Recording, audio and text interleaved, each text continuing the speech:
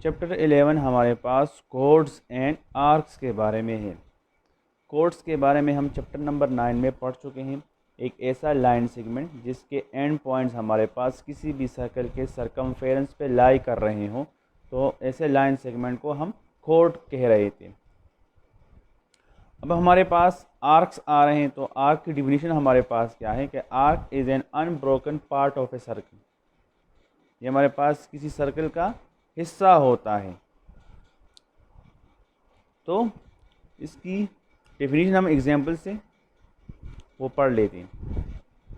सबसे पहले हमारे पास जो सेमी सर्कल आ रहा है, किसी भी सर्कल, हाफ जिसको हम कहें हाफ सर्कल, तो सेमी सर्कल का जो हमारे पास ये जो हम सर्कल ड्रा कर रहे हैं, ये हमारे पास बेसिकली एक आर्क ही होता है। सेमी सर्कल हमारे पास क्या है कि it is an arc whose end points are the end points of a diameter. अगर आप इस सर्कल के डायमीटर को देखें, ये एम एन हमारे पास एक डायमीटर है। तो ये हमारे पास बना किस तरह है कि अगर आप इधर देख लें, जो मैंने यहाँ पर अलग से बनाया हुआ है एम ओ एन, ये वाला ये इस तरह होता हुआ यहाँ तक, ये हमारे पास क्या है सेमी सर्कल है और इसको हम आर्क ही कह रहे हैं। तो सेमी सर्कल हमारे पास क्या होता है, एक ऐसा आर्क जिसके एंड पॉइंट्स देखें, एम एन इस सर्कल का डायमीटर था, तो एम इसका एक एंड पॉइंट हो गया और एन इसका एक एंड पॉइंट हो गया। तो ये जो एम ओ एन है, एम ओ एन, और इस तरह ये जो अब नीचे की तरफ आ जाए M L N, M L N जो यहाँ पर हमने अलग से बनाया हुआ है, तो ये हमारे पास क्या है, हमारे पास सेमी सर्कल है और हमारे पास बेसिकली आर्क है। M L N and M O N, arc को हम इससे रिप्रेजेंट करेंगे ऊपर एक कर्व लाइन से। तो सेमी सर्कल भी हमारे पास एक आर्क ही होता है जिसके एंड पॉइंट्स हमारे पास डायमीटर के एंड पॉइंट्स होते हैं। अब इसके बाद हमारे पास आ रहा है minor arc, arc that is shorter than a semi circle, एक ऐसा आर्क जो हमारे पास सेमी सर्कल से बहुत छोटा हो।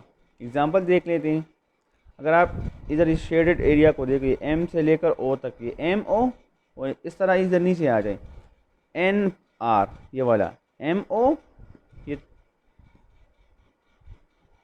और हमारे पास ये एन आर, ये हमारे पास क्या है छोटे आर्क्स, इसको हम माइनर आर्क्स कहते हैं।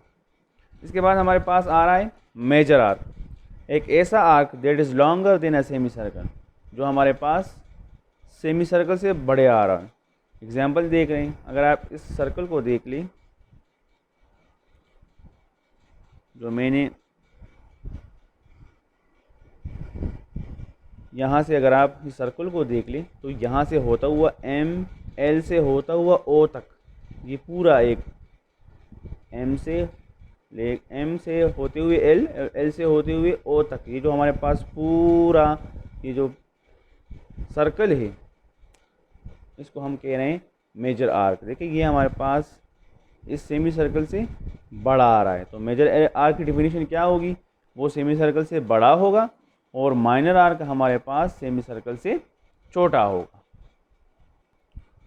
अब हमारे पास सेंट्रल एंगल आ रहा है, तो सेंट्रल एंगल हमारे पास क्या होता है, एक ऐसा angle in the plane whose vertex is the centre of the circle, एक ऐसा आर्क एंगल जिसके वर्टिसेस हमारे पास सेंटर ऑफ सर्कल पे बन रहे हो। फॉर एग्जांपल अगर हम यहाँ पर देख लें, ये वाला ये क्यू पी हमारे पास एक आर्क है और इस तरह ये आर एस हमारे पास एक आर्क है।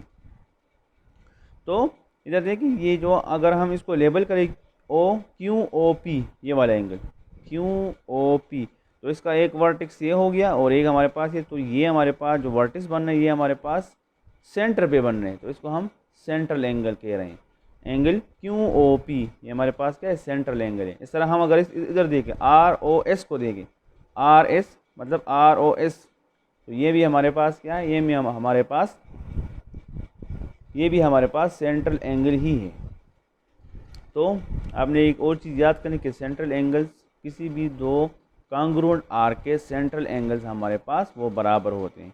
अगर मैं कह रहा हूँ कि आर एस और क्यू पी, ये वाला आर एस और क्यू पी, ये दो आर्क्स आपस में कांग्रुएंट है, तो इसका मतलब ये है कि इनके करस्पॉन्डिंग, मतलब इनके जो सेंट्रल एंगल्स हैं, इनके सेंट्रल एंगल्स भी आपस में बराबर हो गए। तो हम कह सकते हैं कि angle R O S is congruent to angle Q O P.